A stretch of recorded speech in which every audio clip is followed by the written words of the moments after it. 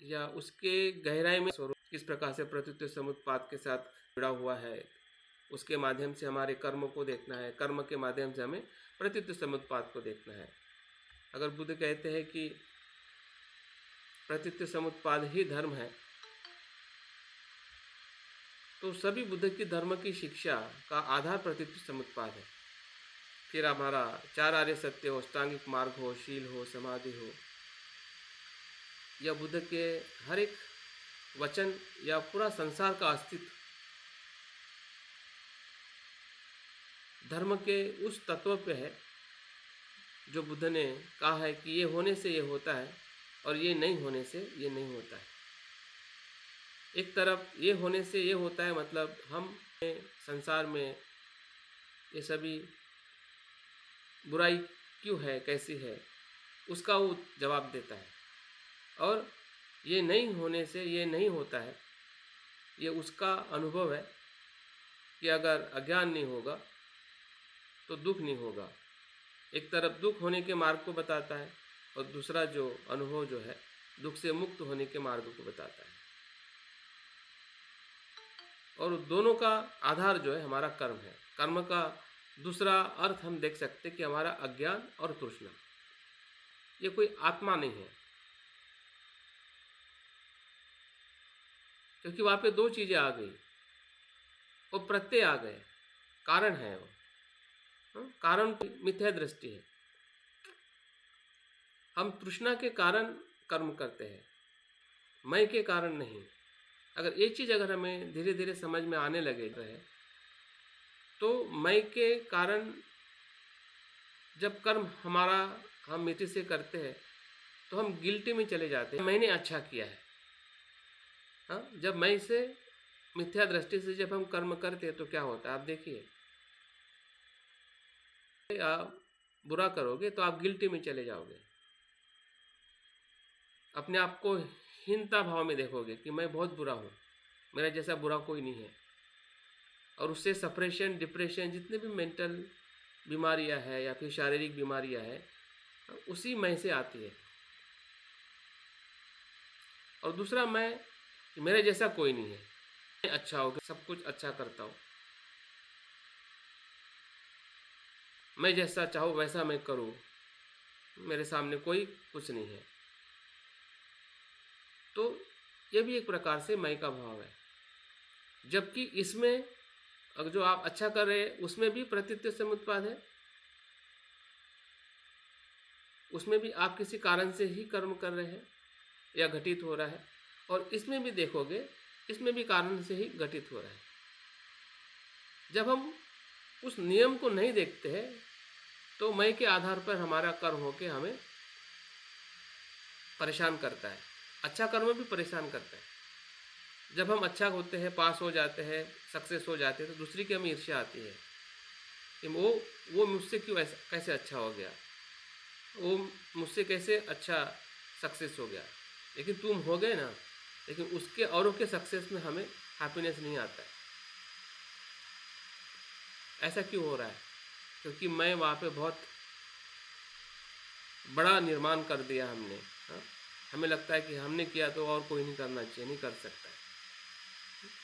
ये जो अपने कर्म को या जीवन को, अभी जब हम कर्म की बात करते हैं तो हमारा जीवन है, वो हमारा व्यक्तित्व है, वो हमारा स्वभाव है। या वही सुख है वही दुख है। इस अर्थ से भी आप, मतलब आप कर्म की जितनी बातें करोगे उतनी गहराई में या आपके हर एक सवाल का जवाब मिलेगा। जो भी आपके पास में सवाल है अपने लिए, और जो आप संसार में जो भी अच्छाई बुराइयाँ देख रहे हैं, रोज आपको सुनने में आता है, पढ़ने में आता है, या उसका भी प्रभाव हमारे मन में होता है, क्या सब क्या क्या चल रहा है, क्या इसके पीछे। जैसे कि लोग कोई नहीं जानते हैं तो इस कर्म के, इस संसार के जीवन में भयभीत हो जाते हैं, या प्राणी जैसा जीवन जीते। दो ही है इस संसार में, जो मनुष्य जो है, एक तो प्राणी जैसा जीवन जीते हैं खाओ पियो जन्म लेके मर जाओ, या बहुत भय में जीवन जीते हैं, जिसमें फिर चिंता हो, भय हो, अन्याय हो। जीवन की जो सुंदरता जो है, जीवन का जो रहस्य है, जीवन की जो सही सही अर्थ जो है, वो बुद्ध ने मध्यम मार्ग में बताया। और मध्यम मार्ग का जो तत्व जो है वो कर्म की गहराई में है। उसको अगर हम धीरे धीरे समझे, देखें, तो हमारा मध्यम मार्ग जो है वो सुख का मार्ग है। जीवन का जो सुख जो है मध्यम मार्ग में, और मध्यम मार्ग वो हमारे चिंतन के अनुभव से ही विकसित होता है, अस्तित्व में नहीं है। बुद्ध ने तो ढूंढ निकाला है, बता दिया है, लेकिन वो शब्दों में है, हमारे जीवन में नहीं है। हमारे जीवन में तब आता है कि बुद्ध के उस शब्दों को सुनकर गाइडेंस लेके हम अपने भीतर कुछ उस मार्ग की खोज करते हैं। वो मध्यम मार्ग हमारे लिए है। तब तक हमारे लिए सब शब्दों का खेल है। तो कहाँ से हमारा मध्यम मार्ग आगे है, जिसको हम धम्म का आचरण कहते हैं। तो ये सब कुछ हमारे अस्तित्व को समझने के आधार पर, या कर्म की जो भूमिका है, या कर्म का जो तत्व है, जिस कर्म को हम सुबह शाम तक करते हैं। जैसे मैं सुबह उठा तो मैंने देखा कि मेरा पहला कर्म क्या है, क्या कर रहा हूँ मैं। तो सबसे पहले विचार आता है कि मैं अभी क्या करूँ, या आज के दिन क्या करूँ, किस जगह हो, क्या क्या मेरे मन में क्या विचार। दो विचार आ सकते हैं पहले कर्म में, कि आप स्वार्थपूर्ण सोच सकते हैं या सभी के लिए कुछ मंगल भावना कर सकते हैं। तो वो कर्म आपका सुबह के उठने का कर्म जो है, जब आपके मन में एक जागरूक, क्योंकि जब तक हम सोए रहते तब तो हम जागरूक नहीं रहते। जैसे हम सो के उठते हैं तो तुरंत हमारा मन, हमारा शरीर जागरूक होता है, आपके मन में आता है। अगर उसी विचार को अगर आप देखो और वहीं पे थोड़ा काम कर लो कि नहीं, मुझे नहीं आज का दिवस या आज का मेरा जीवन का कर्म है, नहीं इस दिशा में लेके जाना है, इस डायरेक्शन में लेके जाना है जिसमें सभी का कल्याण है, जिसको मैत्री का भाव कहते हैं। तो आप देखोगे कि आपके जो उसके बाद में जो होने वाले कर्म जो है उसी से प्रभावित होंगे।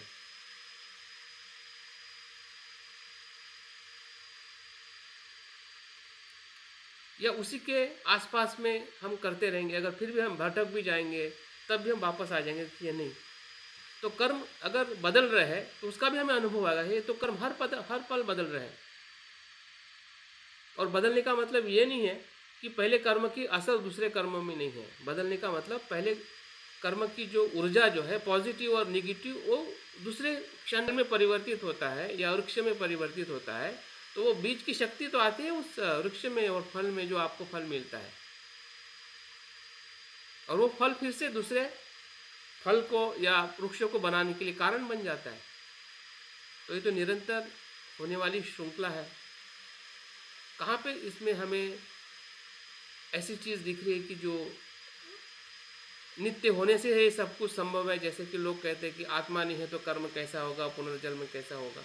ऐसी कौन सी चीज़ हमें उसमें दिखाई दे रही है कि वो आपका कर्म नहीं हो रहा है, आपको फल दिखाई नहीं दे रहा है, आपको सुख और दुख का अनुभव नहीं हो रहा है। ऐसा कुछ कहाँ पे हम संभ्रमित हो रहे हैं? कुछ भी नहीं है, क्योंकि सब कुछ नेचर के साथ में वही चीज़ हो रही है। क्योंकि वो उस प्रकार से हमारा मन, हमारी भावनाएं, हमारे विचार, हमारे कर्म जो है हम उसी आधार पे कर रहे हैं। दूसरा कौन सा आधार है हमारे कर्म करने का?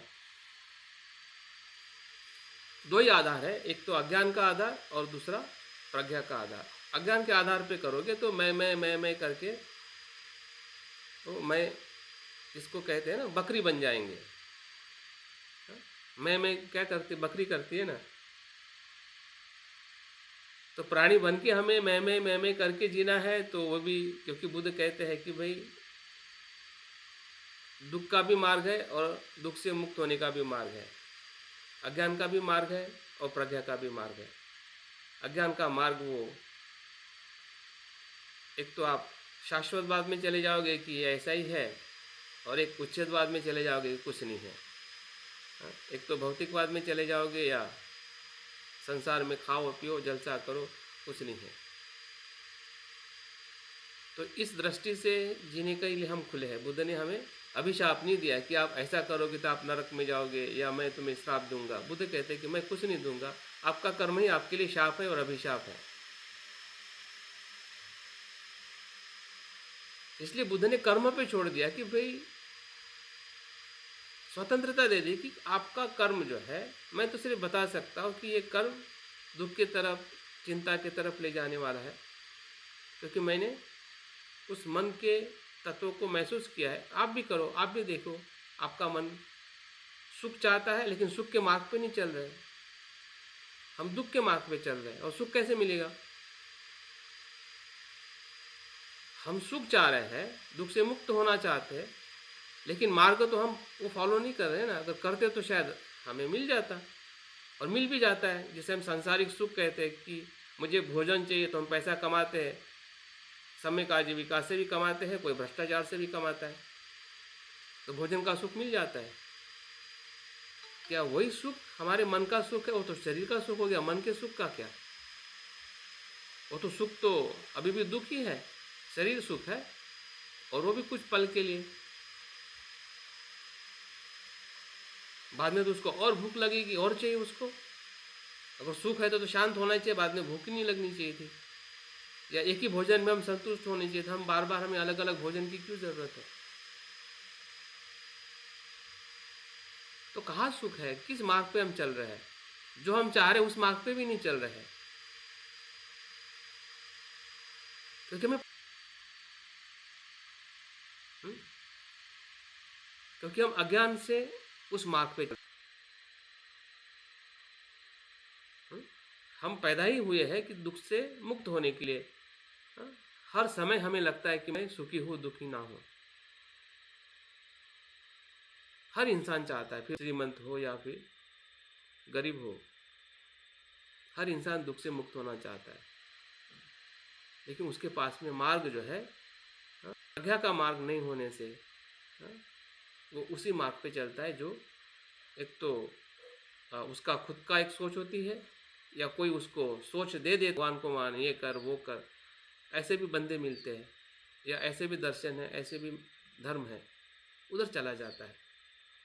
लेकिन बुद्ध का धर्म, बुद्ध का अगर हमें मिली है तो हम कितने भाग्यशाली इसकी हम कल्पना। जैसे कि सांस जब नहीं मिलता है ना, तब सांस।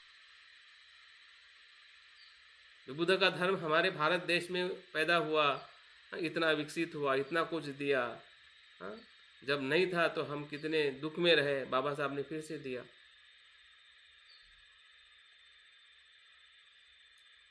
और हमें मिला। कितने सारे हमारे परिवार के या समाज के लोग हैं कि अभी भी भटक रहे, उनको पता ही नहीं कि धर्म किस प्रकार से उसको लेना है, समझना है। हमारा जो जीवन जो है, इसकी पूरी श्रृंखला है। आप कहीं से भी आप जाओ तो आपको उसी दिशा में जाना पड़ेगा, अगर हम प्रज्ञावान हैं तो, ठीक है, या प्रज्ञा का हम इस्तेमाल कर रहे हैं तो, जागृति का इस्तेमाल कर रहे हैं तो। और जागृति प्रज्ञा है, मन का धर्म है, ये भी कोई बाहर से नहीं है। हम बुद्ध से कैरी नहीं कर रहे हैं कि बुद्ध हमें बता रहे हो और हमारे में प्रज्ञा आ रही। आप बुद्ध से शब्द ले सकते हैं, मार्ग ले सकते हैं, लेकिन प्रज्ञा जो है वो हमारे भीतर से आती है जब हम चिंतन करते हैं। अगर हम मन के धर्म के जब विश्लेषण की बात करते हैं तो 51 प्रकार के धर्म बताए जाते हैं, जिसको हम चैतसिक कहते हैं। अकुशल कुशल सभी उसी में है। जितने भी हम कर्म कर रहे हैं उसके सभी धर्म जो है मन में हर क्षण में उत्पन्न होते हैं। हमारे कुछ कार्य में एक चैतसिक आते हैं, जैसे कि अगर हम जब कोई विशेष प्रकार चिंतन करते हैं, ध्यान करते हैं, अभ्यास करते हैं, या कुछ विशेष काम करते हैं, चलने का, फिरने का, मतलब जो भी हम काम करते हैं उसमें 5 प्रकार के चैतसिक आते हैं।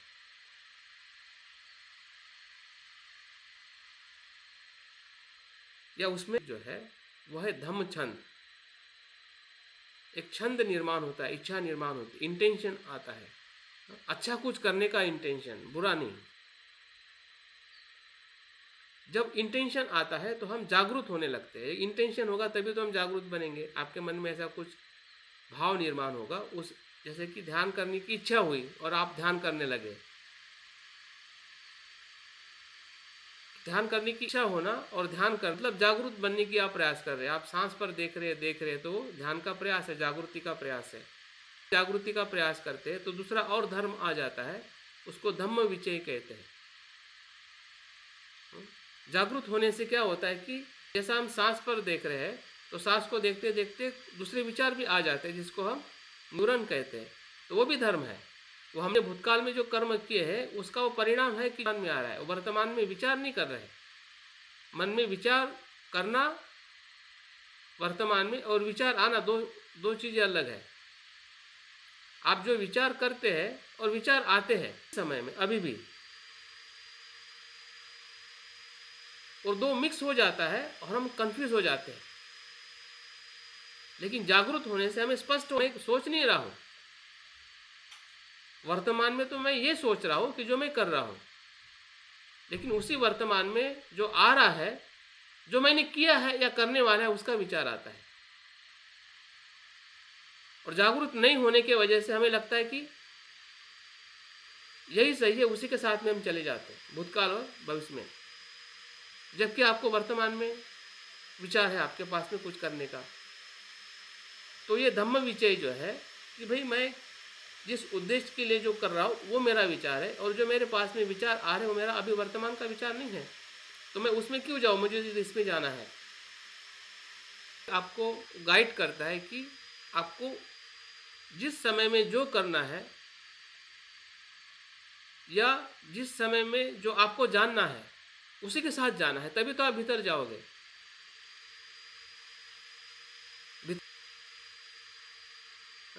फिर बाद में एक आपका समाधि बन जाता है, मन शांत हो जाता है, क्योंकि आपने अभी धम्म विचय से जान लिया कि भाई इसके साथ में मुझे अभी नहीं जाना है, क्योंकि ये मेरा वर्तमान का विचार नहीं है, कर्म नहीं है। मेरा वर्तमान का कर्म तो ये है। तो आपका मन ही आपको डायरेक्ट, और आगे फिर वही समाधि जान लेती है कि ये अस्तित्व कैसे बन जाता हूँ, और अगर मैं जानता हूँ तो कैसे मुक्त हो जाता हूँ। दो ही तो है। अगर दुखी होता हूँ तो क्यों होता हूँ, तो उस कारण को मैं छोड़ दूँ ताकि मैं दुखी ना हूँ। मुझे पता नहीं बीमारी ये खाने से हो रही है, आपने जान लिया, चाय पीने से हो या फिर सही तरीके से नहीं खाने से हो। अगर उसने आपने छोड़ दिया तो क्या होगा, नहीं होगा, वो तो दुख नहीं होगा। भले दूसरा दुख हो सकता है, क्योंकि दूसरा भी कारण और कुछ हो सकता है, लेकिन वो दुख तो नहीं होगा, क्योंकि वो उसी से उत्पन्न हो रहा है। आपने ऑब्जर्व किया और आपने उस पर काम किया, और आपको उसको पता चला कि भाई ये ऐसा ही है। अगर हो सकता है कि पड़ेगा कि भाई इसका कारण होगा, तो फिर आपका मन होगा, मन में ऐसा कोई भय होगा, मन में ऐसी कोई चिंता होगी कि जिसके कारण ऐसे या बेचैनी आती है। ऐसे कौन सा कारण है, किसकी चिंता है, किसी व्यक्ति की है या किसी सफलता की है, विफलता की है, रिलेशनशिप की है, जॉब की है, बहुत सारी चिंता हो सकती है, बहुत सारा कारण हो सकता है।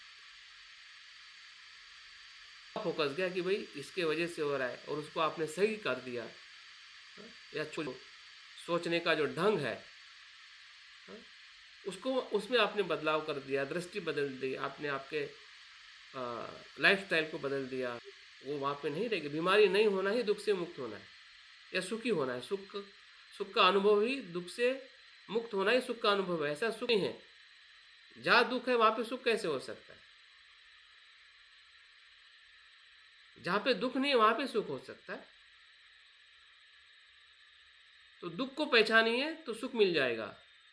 हम दुख चाहते हैं लेकिन दुख को पहचानना नहीं चाहते, दुख को जानना ही नहीं चाहते, तो सुख कैसे मिलेगा। दोनों के बीच में है, दोनों का द्वंद्व जो है ना, सुख दुख का। अगर दुख पता चल जाए और उसका कारण जानकर उस पर हम काम करने लगे, तो वैसे धीरे धीरे सुख होने की जो प्रक्रिया जो है या बीमारी से मुक्त होने का जो अनुभव है हमें होने लगेगा। भले तुरंत नहीं होगा, लेकिन जानने से हमें विश्वास होगा कि भाई मैं इसी की वजह से दुखी हूँ और कोई कारण नहीं। 50% आप माइंड आपका जो है ना घूमने का, भटकने का शट डाउन हो जाएगा, जिसको बोलते हैं थॉट क्लियरिटी। अभी थॉट के साथ हम भटक रहे हैं, जिसको हम डिस्ट्रैक्शन थॉट कहते हैं। वो 50% रिड्यूस हो जाएगा।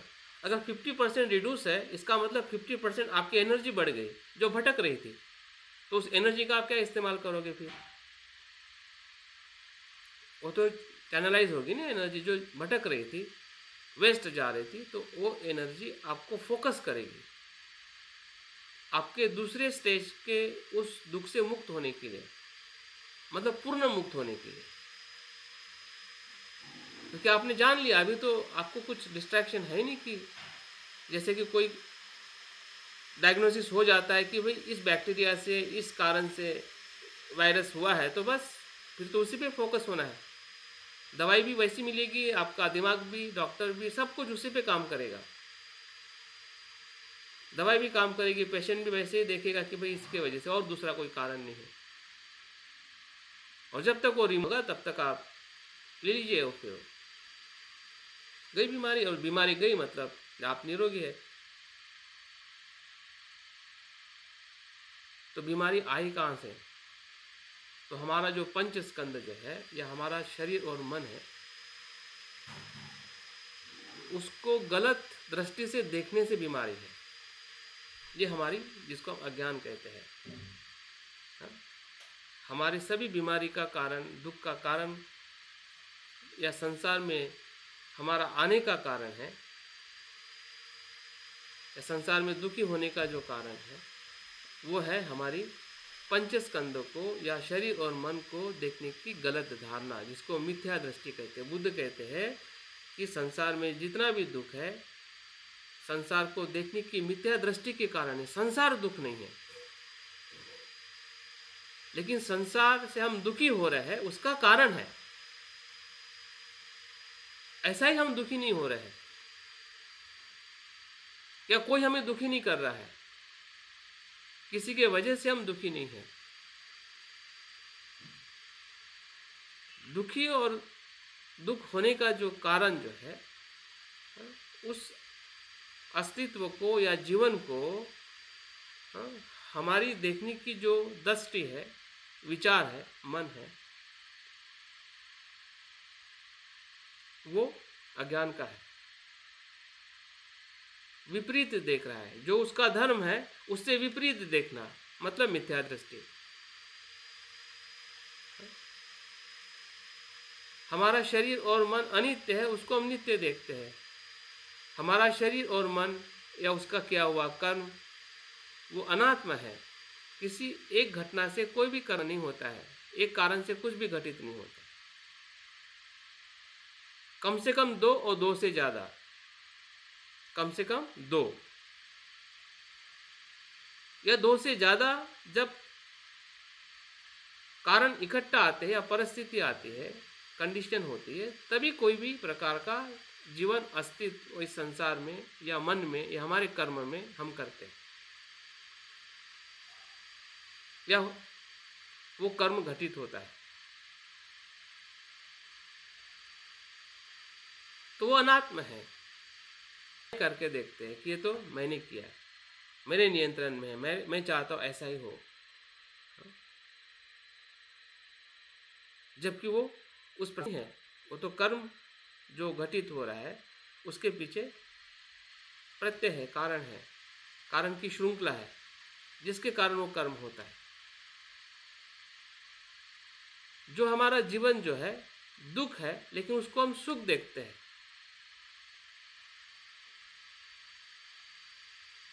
अभी दुख है, लेकिन सुख भी हमें दिखाई देता है, लेकिन उस सुख के पीछे भी दुख है।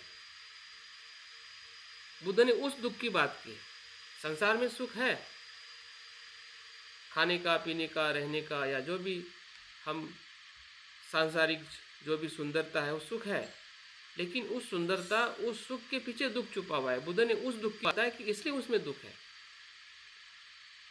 लेकिन संसार में अगर आप सुख ही सुख देखोगे तो फिर मन में आएगा नहीं कि भाई जब तक आपको दुख दिखाई नहीं देगा बाहर, तो भीतर के सुख की तरफ आप कैसे आओगे।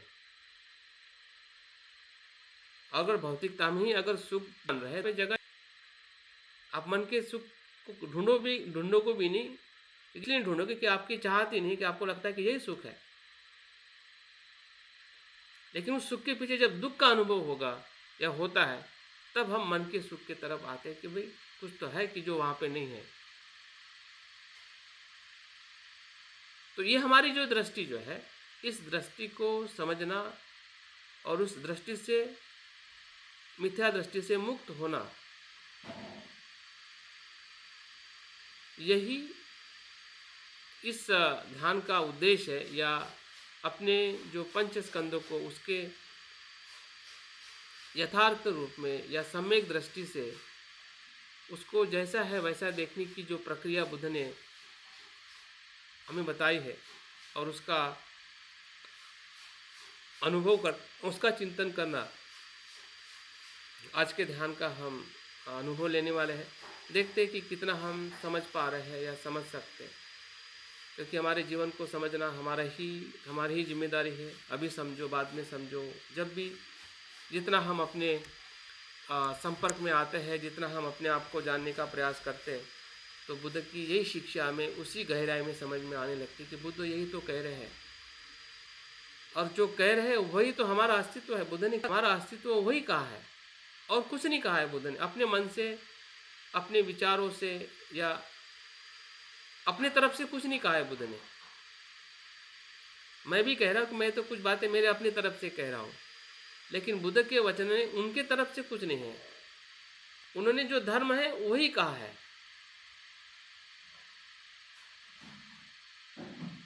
और वही हमारा धर्म है, वही हमारा जीवन है जो बुद्ध के कहने में आता है।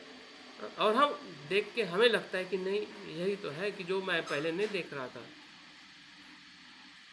तो वही से हमारी जो प्रज्ञा जो है वो हमें एक नई दिशा की तरफ, हमारे कर्म को और परिशुद्ध करने के लिए, हमारी जितनी भी बुराइयां हैं उसको और उससे प्रेरित करेगी, या हम उसकी मदद ले सकते हैं ताकि हमारे कर्म और बेहतरीन और सकारात्मक हो सके। तो अभी हम ध्यान की तरफ आगे बढ़ते हैं। 5 स्टेप में इसका हम ध्यान करेंगे। 5 स्कंदों को हम थोड़ा थोड़ा देखने वाले हैं। कल जैसे मैंने लास्ट में कहा था कि बुद्ध जब पंचवर्गीय भिक्षुओं को ये उपदेश देते हैं, जिस उपदेश का जो सूत्र जो है लखन सूत्र है। लखन सूत्र मतलब जो पंच स्कंद के जो लक्षण है उसका चिंतन करते करते जो हमारा अस्तित्व का जो मिथ्या दृष्टि का स्वरूप है उसको भी समझना है, और सम्यक दृष्टि से उसको कैसे स्वीकार करना है उसको भी देखना है। दोनों से पंचस्कंदों देखने की, उसका भी हमें उसमें अभ्यास करना है। जो अनुभव है, जब हम अपनी मिथ्या दृष्टि को समझते हैं तो वैसे मुक्त होने का अनुभव होने लगता है। दोनों बातों को इसमें विश्लेषण किया गया है, और उसका हम इस अभ्यास में, इस ध्यान में हम अभ्यास करने वाले हैं। तो 5 स्टेप में, मतलब पहले स्टेप में हम रूप स्कंदों को देखेंगे, दूसरे में वेदना स्कंदों को, तीसरे में संज्ञा स्कंदों को, चौथे में संस्कार, और 5वें में विज्ञान स्कंद। इन 5 स्कंदों से ही हमारा अस्तित्व है, जिसको हम शरीर और मन कहते हैं। तो चलिए अभी हम ध्यान की तरफ आगे बढ़ते हैं। देखते हैं कि हम ध्यान के भीतर कितना उसका हम अनुभव या चिंतन कर सकते हैं। देखिए, हमारी बैठक सबसे पहले स्थिर और शांत कर लीजिए।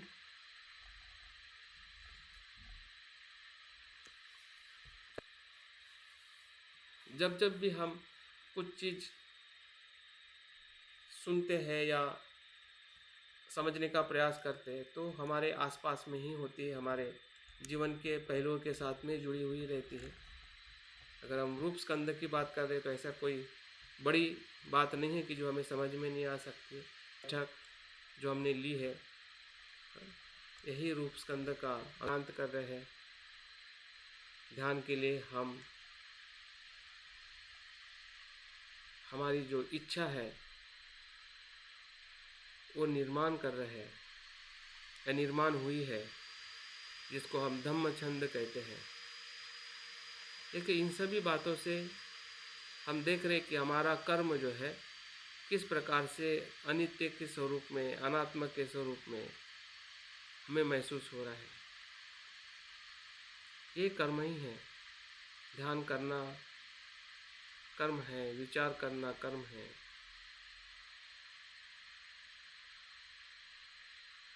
कर्म के नियम को धीरे धीरे हम समझते जा रहे हैं।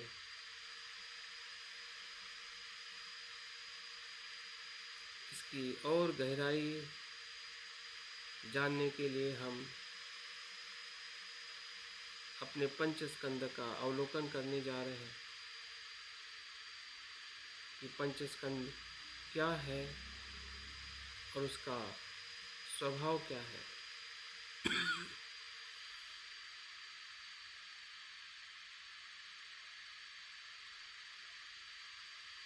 ध्यान के शुरुआत के प्रारंभ में अपने शरीर के साथ अपने सांस का अनुभव करें और धीरे धीरे जो मन का भटकाव है उसको शांत करें।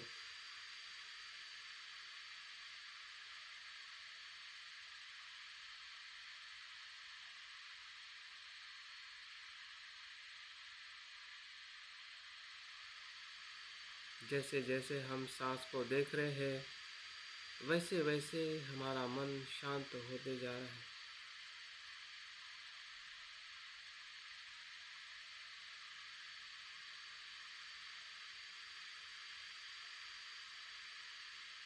क्योंकि सांस का आना और जाना क्षण प्रति क्षण वर्तमान में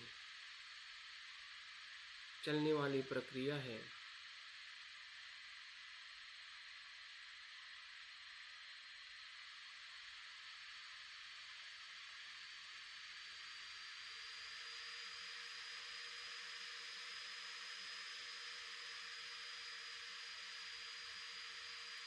हमारी जागृति का अनुभव हमें हो रहा है कि हम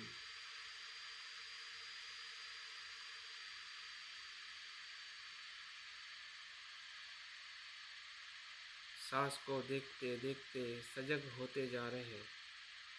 देखिए, यहाँ पे भी जो जागृति का कर्म है क्षण प्रति क्षण बदलते जा रहा है और ये भी जागृति अनात्म धर्म है।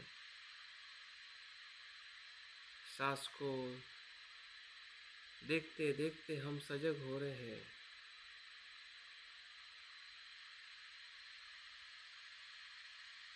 और उसी जागृति के भीतर हमारी इच्छा भी है, जागरूक होने की इरादा है, ध्यान करने का, जागरूक होने का। जागरूक होना भी स्वयं में स्वतंत्र नहीं है, किसी के आधार पर ही घटित हो रही है।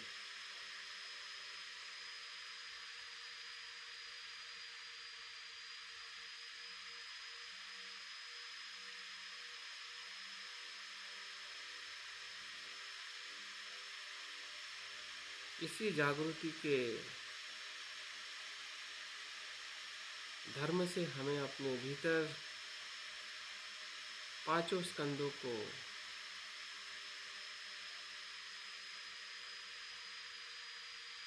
उसके मूल स्वभाव में देखना है।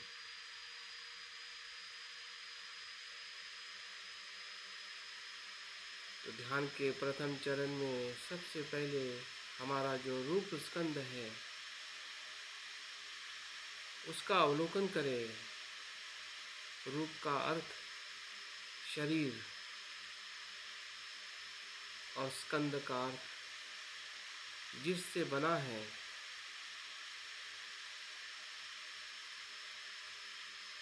जिस घटकों से बना है। स्कंद का अर्थ एग्रीगेट होता है, सम्मिश्रण होता है, ये 4 घटकों से बना हुआ शरीर रूप स्कंद है, जिस शरीर में पृथ्वी धातु है, आप धातु है, तेज धातु है, वायु धातु है, यही रूप है। जब हम शरीर को रूप कहते हैं तो हम मेरा शरीर कहते हैं।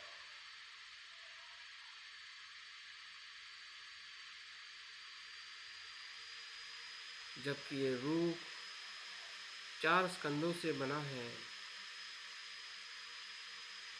क्या हमें ये समझ में आ रहा है? देख रहे हैं ये रूप स्कंद या शरीर सिर्फ एक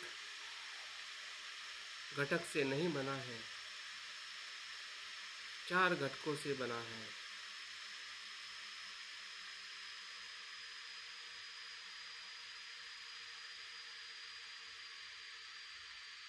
तो इसीलिए तो वो अनित्य है, अनात्म है।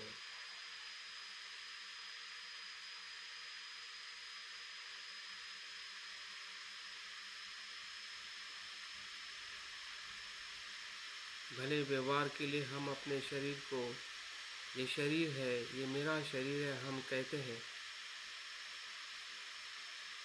लेकिन भीतर में उसका जो धर्म है, सच्चाई है, वो वैसी नहीं है जैसे हम ऊपरी तो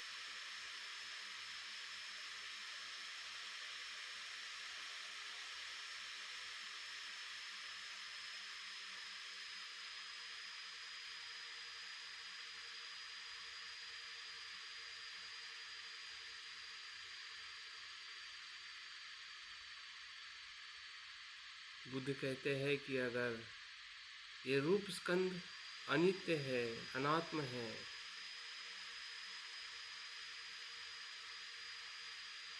और इस रूप स्कंद में दुख है,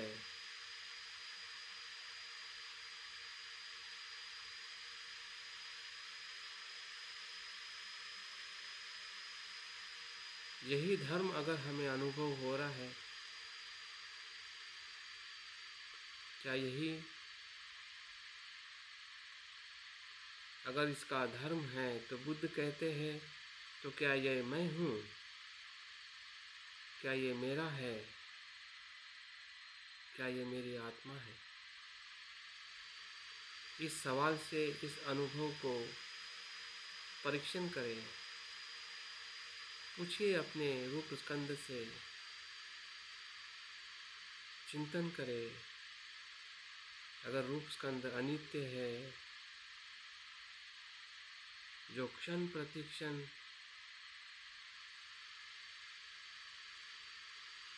पृथ्वी धातु बदल रहा है, हो रहा है,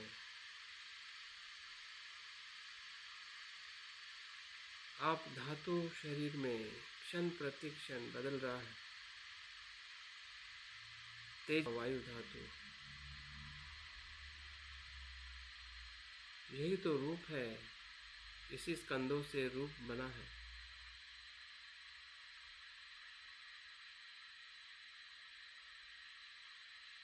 तो क्या ये मैं हूँ?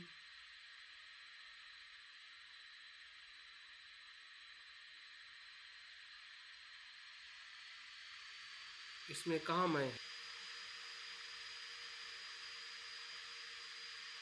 जिस इस रूप स्कंद से हम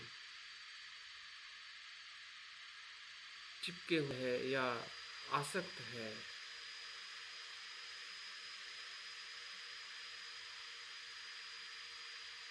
या इसी शरीर से जो कुछ भी हम कर्म करते हैं उससे हम आसक्त हैं।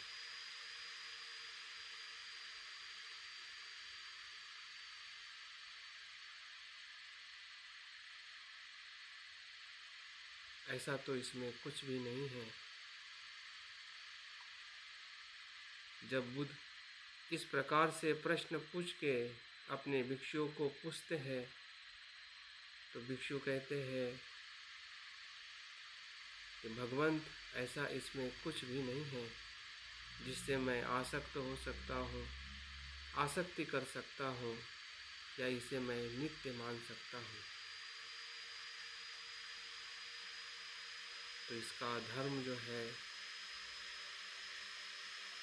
आसक्ति का धर्म नहीं है।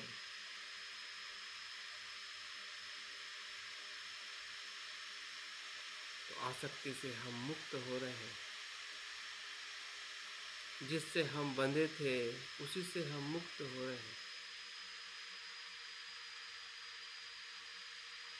जिसमें हम फंसे थे उसी से हम मुक्त हो रहे हैं।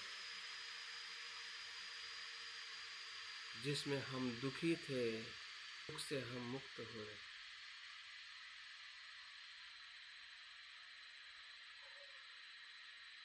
यही रूप स्कंद का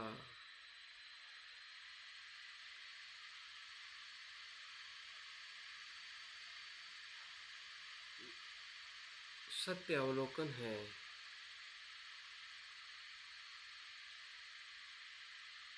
हमारे चिंतन और प्रज्ञा से हम जैसे बुद्ध ने कहा है वैसे ही हम अपने रूप स्कंद का रूप स्कंद है लेकिन मैं नहीं है।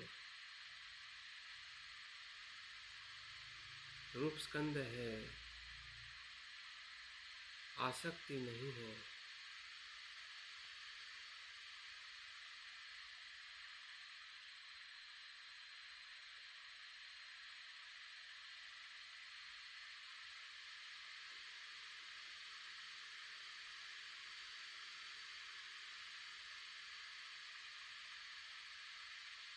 अगर कुछ पल के लिए भी अगर हम इसका अनुभव ले रहे हैं या हमें समझ में आ रहा है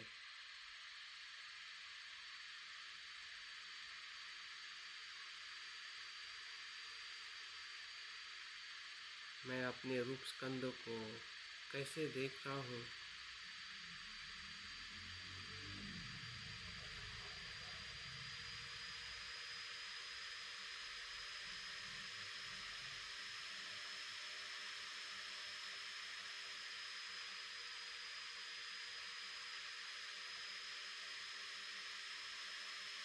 मेरी जो मिथ्या धारणा है उससे मैं मुक्त हो रहा हूँ। जैसे मैं पहले रूप स्कंद को देखता था उस भ्रम से मैं मुक्त हो रहा हूँ।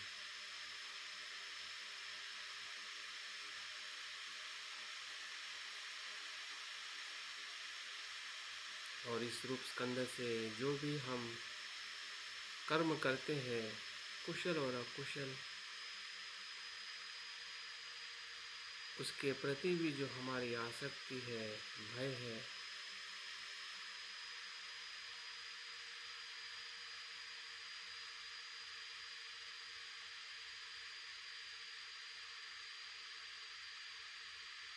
जैसे जैसे हम पंच रूप स्कंद के धर्मों को देख रहे हैं वैसे वैसे हमारे कर्म के अनुभव को भी हम बदलते जा रहे हैं। हमने अभी तक किए हुए काया के कर्म में भी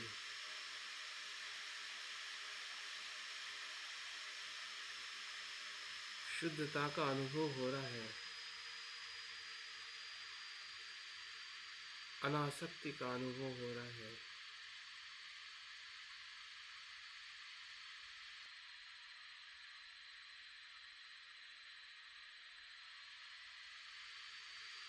ध्यान के दूसरे चरण में वेदना स्कंद का अनुभव। वेदना जो हमें इंद्रियों के विषय के स्पर्श, जैसे कि हमारे शरीर में जो स्पर्श हो रहा है और स्पर्श से हमें सुखद या दुखद वेदना हो रही है, वही वेदना स्कंद है। वेदना कोई एक नहीं है, ना है, अनेकों वेदना है। 6 इंद्रियों से होने वाली 6 प्रकार की वेदना उसमें भी सुखद दुखद और ना दुखद ना सुखद, इस प्रकार की वेदनाओं का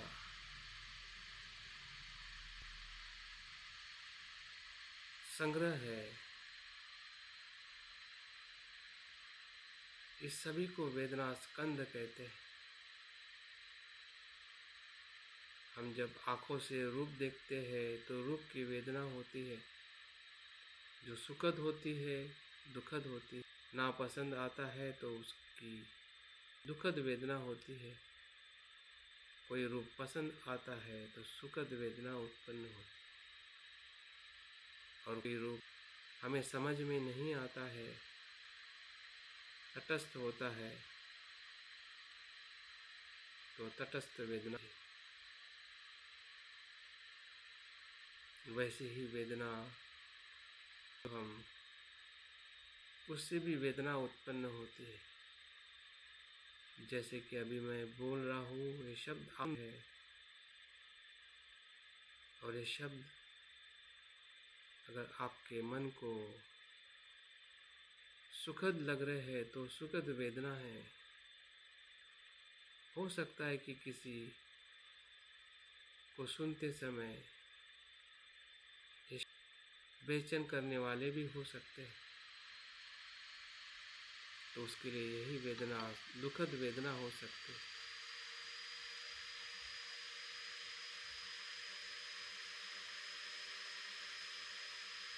यह तो वेदना हो सकती है। देखिए कहाँ पे इसमें हमें एक ही वेदना दिखाई देती है जो नित्य है। हर क्षण में वेदनाएं बदलते जा रही है और वेदना उत्पन्न है किसी ना किसी मेल से ही वो संभव है। आप शब्द सुन नहीं सकते, आपका सुनना, देखना, स्वाद लेना, गंध लेना, सब कुछ अनात्म भावी है। किसी एक कारण से संभव नहीं है कि वो अनात्म है।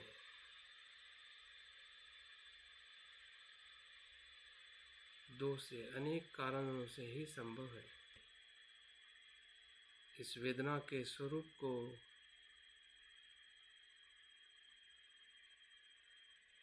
और बुद्ध के अनुभव में परीक्षण करें।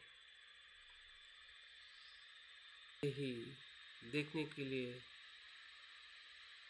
एक प्रश्न पूछने के लिए बताते हैं, क्या ये वेदना स्कंद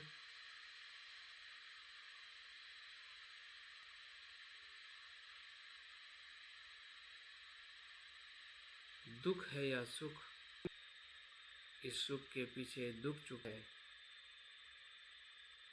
भले हम कितना भी सुने, कितना भी देखे, कितना भी स्वाद ले, वो पूर्ण सुखी करने वाला नहीं है। इसलिए सुखद वेदना भी दुखद है, दुखद वेदना भी दुखद है। क्या ऐसा हम देख पा रहे हैं कि इन वेदना, तो क्या ऐसी वेदनाओं में हम रहना चाहेंगे?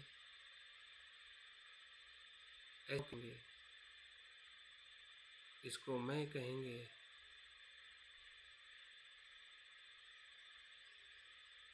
बता रही है, जब हम सवाल पूछते हैं हो जाते हैं, क्योंकि जो जवाब मिलने वाला है फिर उसी के आधार पर हमें आगे बढ़ना है।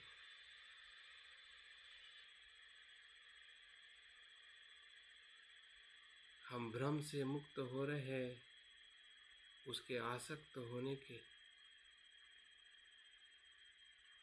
उससे नित्य समझने के, उसे सुख समझने के।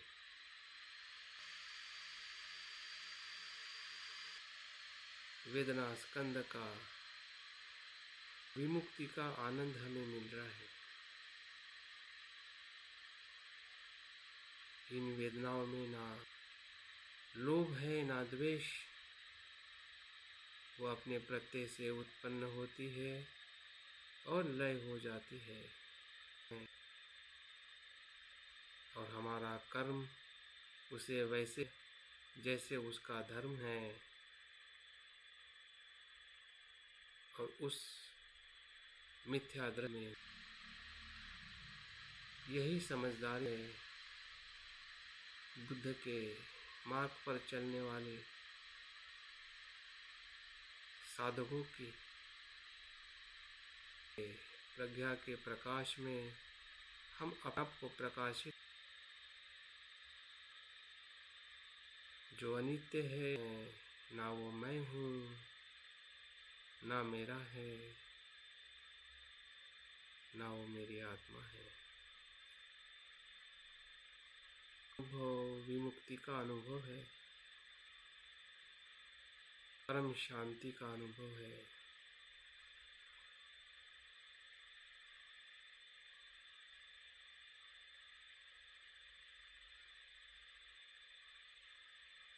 ध्यान के तीसरे चरण में संज्ञा स्कंद को देखे। संज्ञा स्कंद का अर्थ है कि जो जो वेदनाएं हमें होती है, उस वेदना को जो हम नाम देते हैं वही संज्ञाएं है।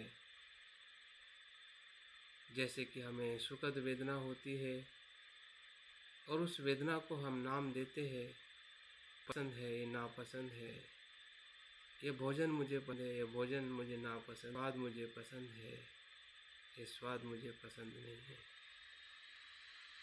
ये रूप मुझे पसंद। इसी प्रकार से सभी इंद्रियों से होने वाली जो जो हम नाम देते हैं, संबोधन देते हैं, शब्द देते हैं, वो सभी संज्ञा स्कंद है।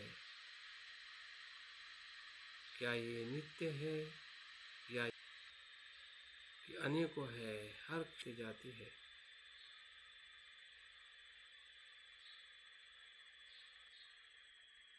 देखिए, जो आप शब्द सुन रहे हैं ये भी संज्ञा है। ये शब्द की संज्ञा है। फिर इसी संज्ञा से आपके मन के भीतर विचारों की संज्ञा उत्पन्न होती है, कल्पनाएं उत्पन्न होती है। ये निरंतर धारा हमारे मन में जो से जुड़ने लगती है। जो जो शब्द हमारे मन में संस्कारित है वो सभी है।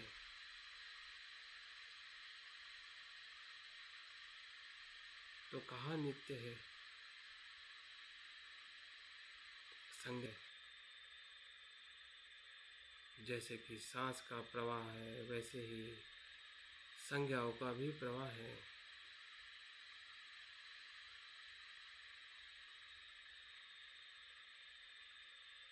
वो उसी क्षण के लिए उत्पन्न होती है और चली जाती है। इसी संज्ञा उत्पन्न होती है। सुन रहा हूँ और आप सुन रहे हैं, इसी संज्ञा से दूसरी संज्ञा उत्पन्न होती है और निरंतर संज्ञा का प्रवाह।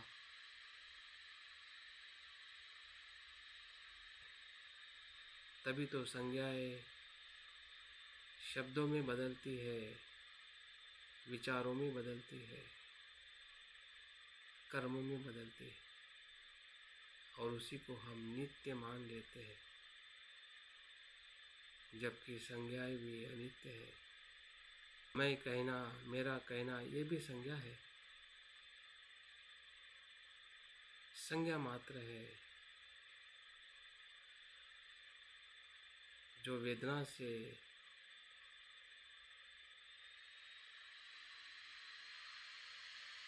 उत्पन्न हुई है, अपने आप उत्पन्न नहीं हुई।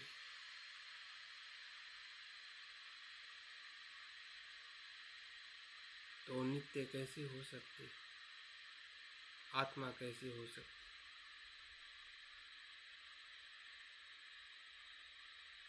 और किसी पे वो आधारित है, इसलिए वो संपूर्ण सुख देने वाली भी नहीं हो सकती है। और इसलिए वो दुख है, दुख देने वाली। शब्द कितने भी सुंदर हो, फिर भी वो सुंदर शब्द भी हमें संपूर्ण सुख नहीं दे सकते। सुंदरता में भी दुख छुपा हुआ है।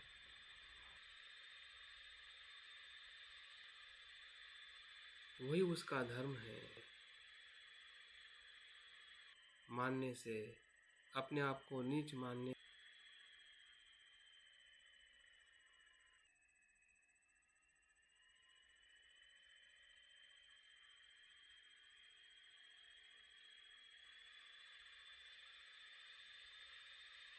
जबकि संज्ञा बुद्ध कहते हैं कि क्या इसे मैं कहूँ, ये मेरा है या मेरी आत्मा है।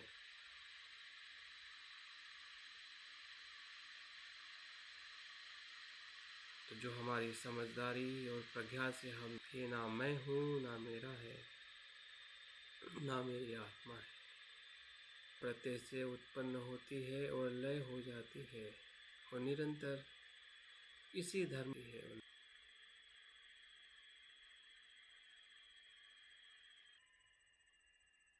तो इसके प्रति हमारी जो मिथ्या धारणा है,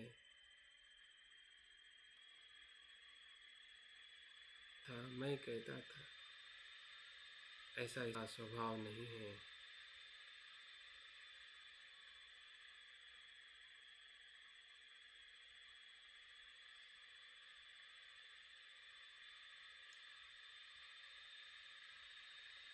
मेरा स्वभाव अनित्य है, अनात्म है, शुद्ध है, अनासक्त है।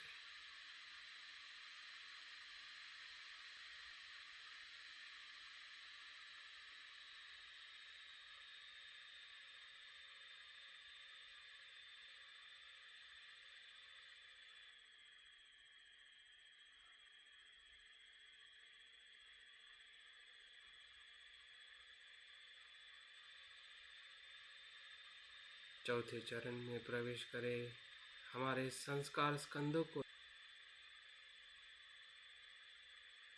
जो संस्कार कुछ ठोस है, जैसे कि पत्थर पे लकीर की तरह किए हुए कर्मों के संस्कार है।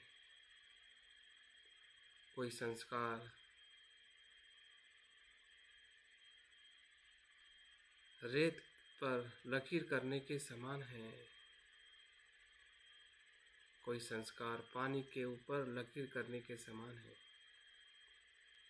जो भी विचार है, कल्पनाएं हैं, भावनाएं हैं, सभी संस्कार जो हमारे किए हुए कर्म की छाप है, बचपन से लेकर अभी तक, पूर्व जन्म में भी जो कुछ भी हमसे कर्म हुए हैं, वो सभी संस्कारित कुशल और अकुशल संस्कारों में बीज रूप में हमारे ही चित्त में है।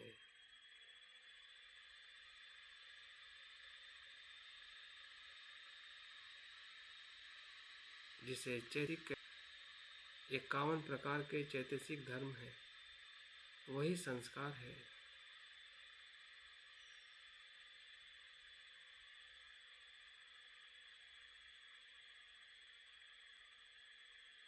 उत्पन्न होते हैं और लय होते हैं। जैसा भाव होगा वह उत्पन्न होते हैं। लोभ का भाव होगा तो लोभ के संस्कार, द्वेष का भाव होगा तो द्वेष के संस्कार, मैत्री का भाव होगा तो मैत्री के संस्कार। जैसी सोच इस संस्कार संचय है, जिसे हम संस्कार स्कंद कहते हैं।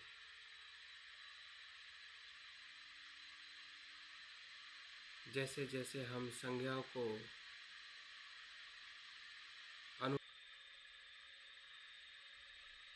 हमारे मन में संस्कार उत्पन्न होते हैं कि कोई हमने शब्दों को सुना, उस सुनने के बाद उसकी छाप रूप में संस्कार हमारे चित्त जाते हैं, वही संस्कार। या कोई हमने कर्म किया काया से, वाचा से, मन से,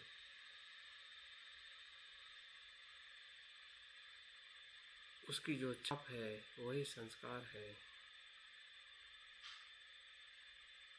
जिस संस्कारों से हम और कर्म करने के लिए प्रेरित होते हैं। और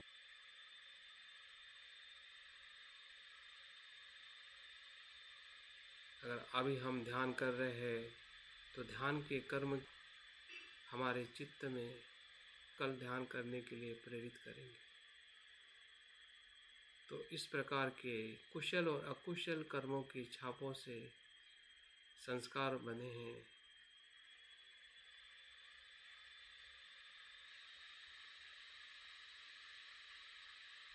ये अनित्य को हम संस्कारों का उत्पन्न होना, लय होना, विचारों का आना जाना,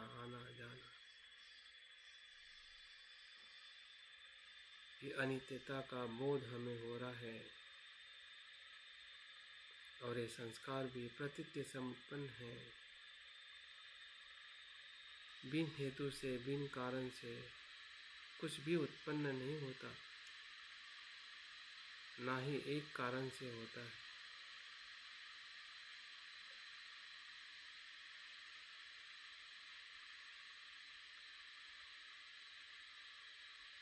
संस्कार ही मन की चेतना जो कर्म को प्रेरित करती है।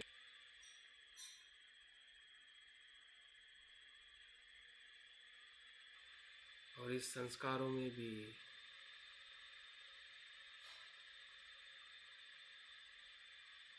सुप्त दुख छुपा हुआ है। तो संस्कार भी हमें संपूर्ण सुख नहीं दे सकते। अकुशल तो वैसे भी दुख देते ही हैं, लेकिन कुशल संस्कारों के प्रति भी आसक्ति दुख है, नित्य समझना दुख है।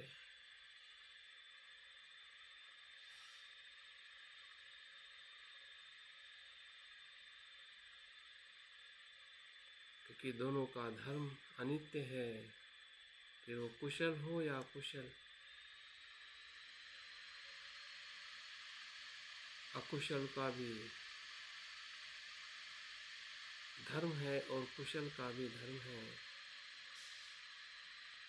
नाम अलग अलग है लेकिन धर्म तो एक ही है,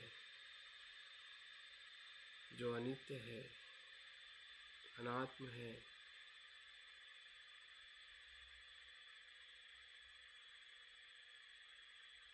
और निर्वाण के सुख देने वाला नहीं है, निर्वाण का सुख देने वाला नहीं है, इसलिए वो दुख है।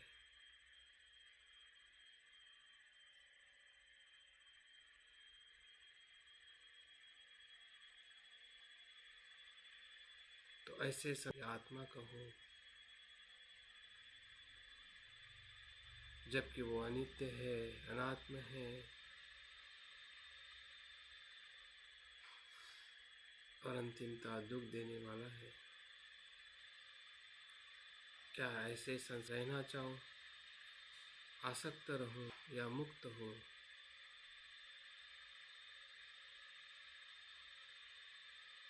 तो संस्कारों मुक्त हो रहे हैं। हम देख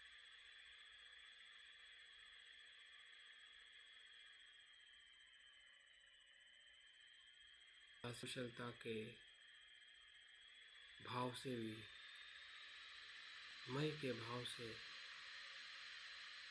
नित्य भाव से मुक्त होना है।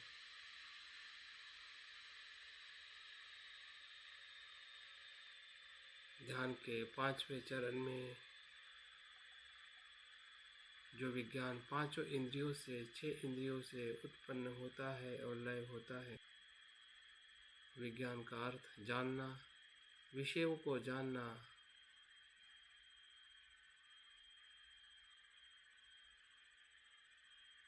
रूप को जानते हैं, वही रूप विज्ञान है। शब्दों को जानना ही शब्द विज्ञान है। गंध को जान, स्पर्श को जानना काया विज्ञान है, विचारों को जानना मनोविज्ञान है। ये सभी विज्ञानों का स्कंध है और क्षण प्रतिक्षण ये उत्पन्न होता है और लय होता है।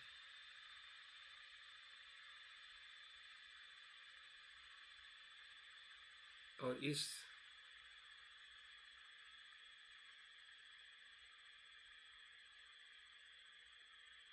विज्ञान होने से भी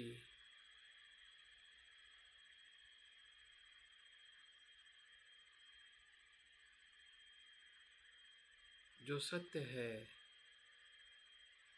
इस विज्ञान से, क्योंकि यह भी अनित्य है, अनात्म संपूर्ण सुख देने वाला नहीं है,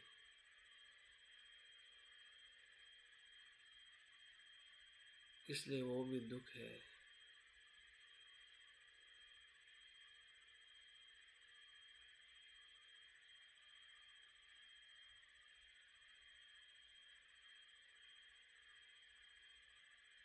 तो समझदारी ही सुख है।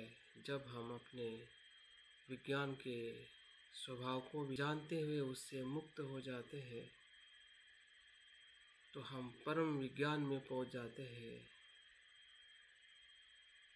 ये जो विज्ञान है पंचस्कंदों का, ये सांसारिक विज्ञान है और इसकी अनित्यता अनात्मता अनुभव करने से हम परम चित्त में प्रवेश करते हैं, जो असीम है, शुद्ध है, मुक्त है।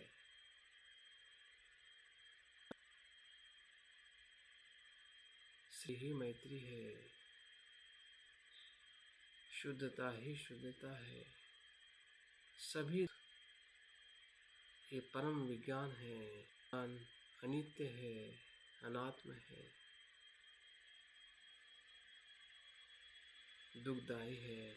इसको समझ के इससे, इसके आसक्ति से, इसके भ्रम से मुक्त होना कि ये मैं हूँ, ये मेरा है, ये आत्मा है,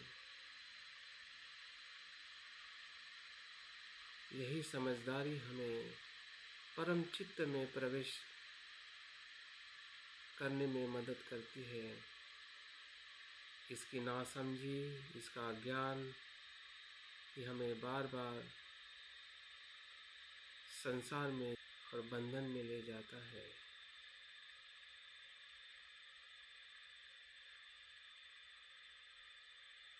एक तरफ संसार का जीवन है जो अनित्य है, उसके धर्म को जानने से एक प्रज्ञा का धर्म है कि जो परम चित्त में प्रवेश ले जाता है।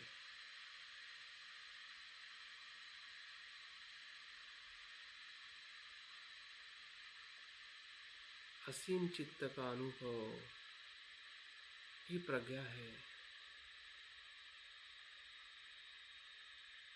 समझदारी है, शुद्धता है।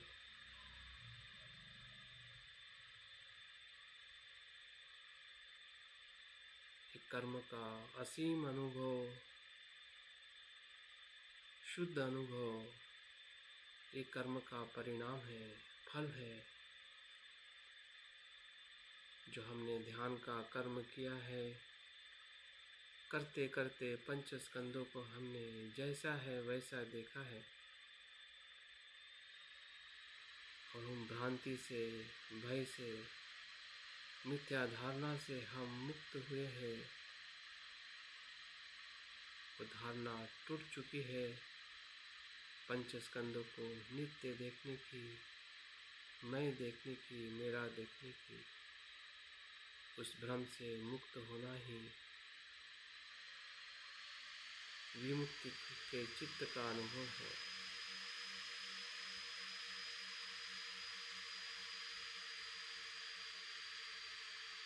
जिसमें कल्याण ही कल्याण है, स्वयं का, संसार के सभी जीवों का। जैसा मेरा पंचस्कंद है, शुद्ध, मुक्त, वैसे ही संसार के सभी जीवों का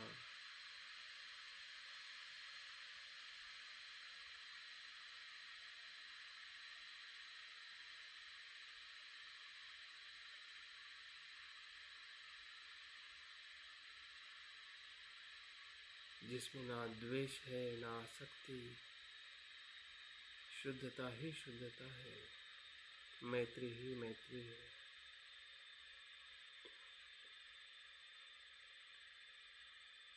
सब्बे संखारा अनिच्चा सब्बे संखार दुःखा सब्बे धम्मा अनात्ता।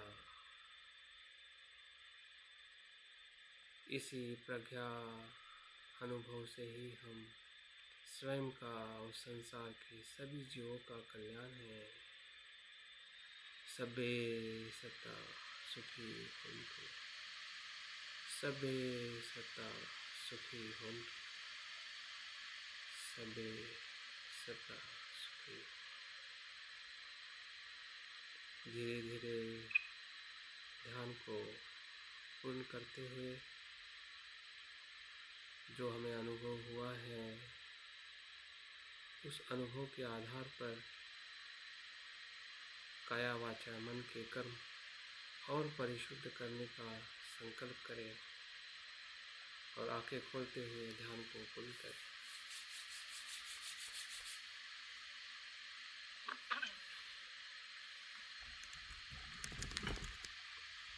तो यही हमारा जीवन की यात्रा है। हम जितना सफल हुए हैं या होने की एक हमारी श्रद्धा उत्पन्न हुई है, मार्ग मिला है, तो उस मार्ग पर बार बार प्रयास करें तो निश्चित ही है कि हम अपने पंचस्कंदों को उस धर्म के रूप में देखें जो अनित्य है, अनात्म है, तभी हम उससे मुक्त हो सकते हैं, तो सुख का अनुभव हो सकता है। Thank you. साथ साथ साथ साथ